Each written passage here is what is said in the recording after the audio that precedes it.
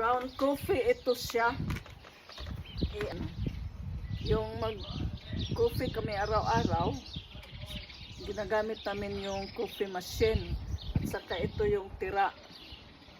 Ito, dry ko ito para i-mix ko ito sa banana peel at saka eggshell powder. Yun. Kinikit ko yan para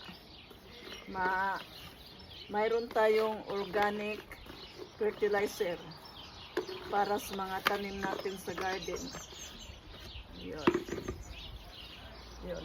Pwede rin yung tea bag. Yun ang anuhin ninyo. Mayroon din akong tea bag. Anuhin ko rin yun. Kukunin ko yung mga coffee ground sa loob ng tea bag. Huwag ninyong isali yung bag ng